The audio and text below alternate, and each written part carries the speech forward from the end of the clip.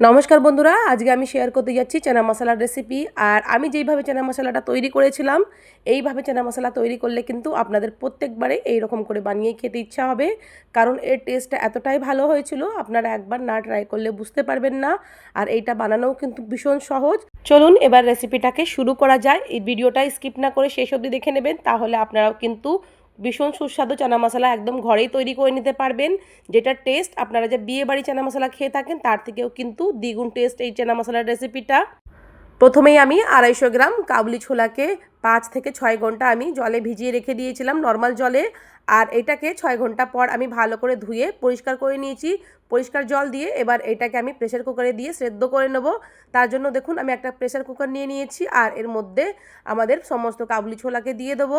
আর এই ছোলাটাকে কিন্তু সেদ্ধ করতে হবে, প্রায় আমি 4টে প্রেসার দেবো। তার আগে কিন্তু এর মধ্যে কিছুটা চা পাতার জল দেবো। এই চা পাতার জলের জন্য আমি 2 কাপ জলকে ফ্রাই প্যানের মধ্যে দিয়ে দিয়েছি, আর এর মধ্যে আমি 1 থেকে 1.5 টেবিল চামচ মতন চা পাতা দিয়ে দেবো। আর এই চা পাতাটাকে বেশ ভালো করে কিন্তু ফুটিয়ে নিতে হবে, যতক্ষণ না চা পাতার জলটা খুব ভালোভাবে মানে ব্রাউন কালার এসে যাক, ততক্ষণ আমি এটাকে সুন্দরভাবে কিন্তু গ্যাসের ফ্লেমটা মিডিয়াম টু হাই করে ফুটিয়ে নিয়েছি। এই দেখুন সুন্দরভাবে কিন্তু রঙটা এসে গেছে। এবার এই চা পাতাটাকে মানে চা পাতার জলটাকে ছেঁকে আমি ছোলার মধ্যে দিয়ে দেবো। ছোলার যেই ব্রাউন রঙটা আমরা মানে ছোলারা যখন রান্না করি দেখতে মনে হয় ব্রাউন কালার, এই একমাত্র এই চায়ের জলটা দেওয়ার কারণে কিন্তু ব্রাউন কালারটা দেখা যায়। এবার আমি এর মধ্যে কিছুটা পরিমাণ মতন জল দিয়ে দেবো। আমি প্রায় এখানে 200 থেকে 250 ml মতন জল দিয়ে দিয়েছি।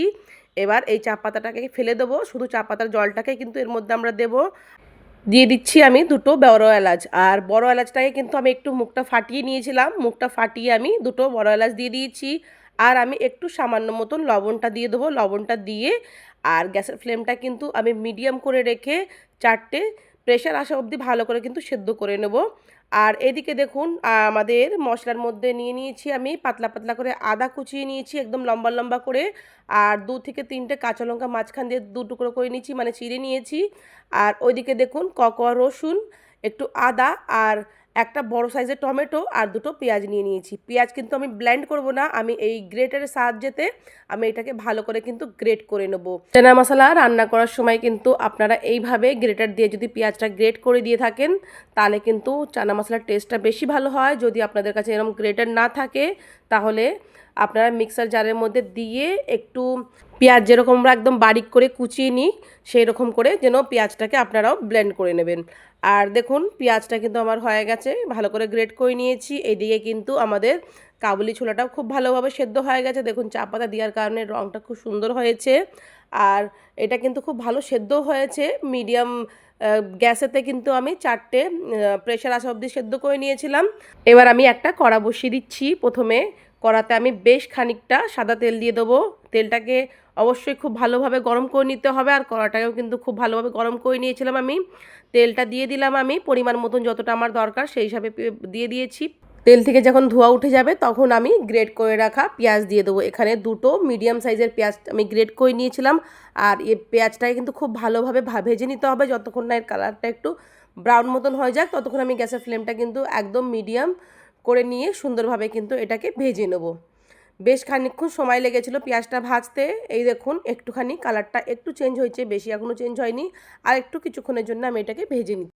পেঁয়াজটা আমি 2 থেকে 3 মিনিট ভেজে নেওয়ার পর আমি এর মধ্যে কিন্তু সামান্য একটু হলুদ গুঁড়ো দিয়ে দিয়েছি। আর হলুদ গুঁড়োটা দিয়েও আমি বেশ খানিকক্ষণের জন্য আবারও পেঁয়াজ কিন্তু ভালো করে ভেজে নেব। আরও 1 থেকে 1.5 মিনিট মতন আমি পেঁয়াজটাকে এইভাবে নাড়তে নাড়তে ভেজে নিচ্ছি।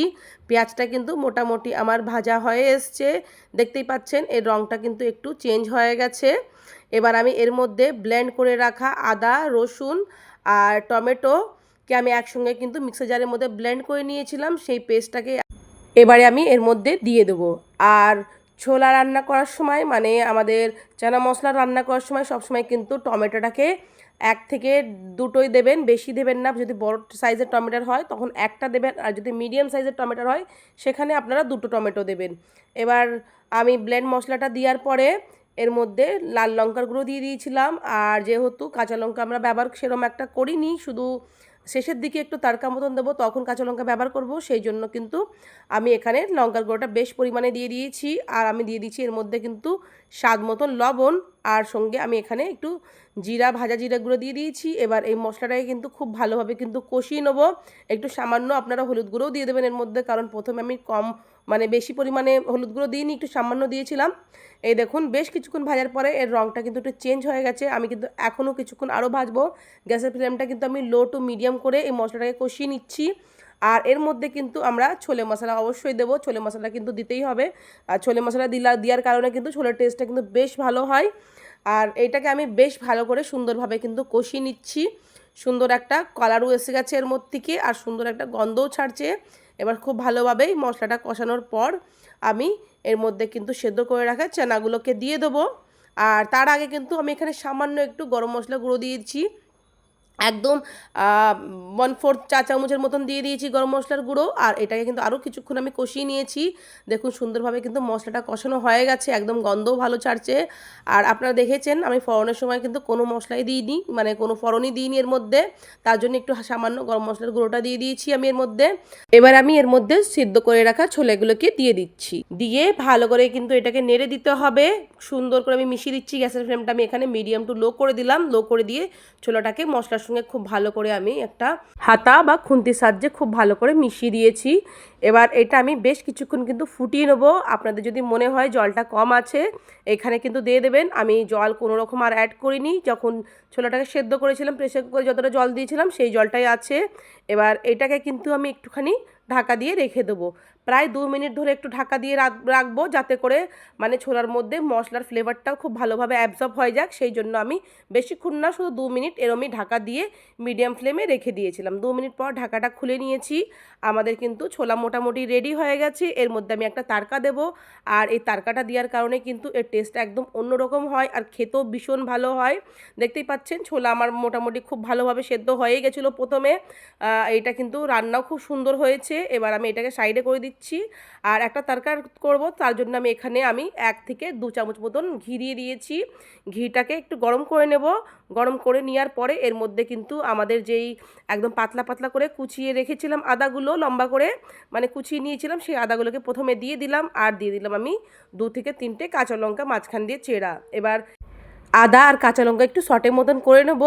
একটু 1 থেকে 1.5 মিনিট মতন গ্যাসের ফ্লেমটা আমি একটু লো করে দিয়েছিলাম। লো করে একটু সটে মতন করে নিয়েছিলাম। এবার এর মধ্যে কিন্তু আমি একটুখানি কাসুরি মেথি দেবো। কাসুরি মেথি প্রায় আমি 1 থেকে 1.5 টেবিল চামচ মতন দিয়ে দেবো। আর এই কাসুরি মেথিটা কিন্তু অবশ্যই দেবেন। এই তরকারিতে কাসুরি মেথি দিলে পরে কিন্তু এর ফ্লেভারটা বেশ ভালো হয়। এবার কাসুরি মেথি দেওয়ার পরেই কিন্তু আমি একটুখানি এর মধ্যে হিংও দেবো, একটুখানি নেড়ে নিচ্ছি তার আগে আমি। আর শেষে কিন্তু গ্যাসটা বন্ধ করার আগে আমি এর মধ্যে সামান্য একটু হিং দিয়ে দিয়েছি। আর হিংটা দেওয়ার পরেই কিন্তু এত সুন্দর একটা গন্ধ ছাড়ছে এই তরকার মধ্যে থেকে। আমি একটু ভালো করে নেড়ে দিচ্ছি, ভালো করে নেড়ে দিয়েছি। এবার গ্যাসটা কিন্তু আমি বন্ধ করে দেবো। বন্ধ করে এবার এই তরকাটাকে আমি আমাদের চানা মশলার মধ্যে দিয়ে দেবো। চানা মশলার মধ্যে তরকাটা দিয়ে আমি একটু ভালো করে কিন্তু এটাকে নেড়ে দেবো। নেড়ে দিয়ে আমি এটাকে ঢাকা দিয়ে আরও 1 থেকে 1.5 মিনিট মতন এইভাবেই রেখে দেবো, যাতে করে এই তরকার ফ্লেভারটাও কিন্তু এর মধ্যে খুব ভালোভাবে মিশিয়ে যাক। এই দেখুন আমি প্রথমে তরকাটা দিয়ে খুব ভালো করে মিশিয়ে নিলাম। আর গ্যাসটা কিন্তু আমি প্রথমে বন্ধ করে দিয়েছিলাম ছোলাটা রান্না হওয়ার পরে। আর তরকা দেওয়ার পরে আমি গ্যাসটা কিন্তু আবার জ্বালিয়ে দিয়েছি। এবার এটাকে গ্যাসটা ফ্লেমটা একদম লো করে দিয়েছি। লো করে দিয়ে এটাকে আমি আরও কিছুক্ষণ 1 মিনিট, বেশি না 1 মিনিট একটু ঢাকা দিয়ে রান্না করে নেবো। 1 থেকে 1.5 মিনিট এইভাবে ঢাকা দিয়ে দিয়েছিলাম। দেখুন আমাদের কিন্তু চানা মশলা রেডি হয়ে গেছে। আর এই চানা মশলা কিন্তু এত দুর্দান্ত হয়েছিল খেতে, আপনারা একবার না ট্রাই করলে বুঝতে পারবেন না এই চানা মশলার কী যে টেস্ট। আর এটা কিন্তু লাচ্ছা পরোটা, নান, লুচি, ভাটুরে, রুটি, পরোটা আবার ভাত দিয়েও কিন্তু খেতে বেশ ভালো লাগে। তৈরি হয়ে গেছে কিন্তু আমাদের চানা মশলা। দেখতে পেলেন কি সহজে কিন্তু তৈরি করে নিলাম আমি চানা মশলা। আর এইভাবে আপনারা অবশ্যই ট্রাই করবেন। আশা করছি আপনাদের খুবই ভালো লাগবে। আর আমার আজকের চানা মশলার রেসিপি যদি ভালো লেগে থাকে তাহলে অবশ্যই আমার চ্যানেলটিকে লাইক, শেয়ার, সাবস্ক্রাইব করে পাশে থাকবেন। অবশ্যই কমেন্ট করে জানাবেন আজকে চানা মশলার রেসিপি কেমন লেগেছে। এবারের মতন আবার আসবো আরেকটি নতুন রেসিপির সঙ্গে। ততক্ষণ আপনারা সকলেই ভালো থাকবেন, সুস্থ থাকবেন এবং সচেতন থাকবেন।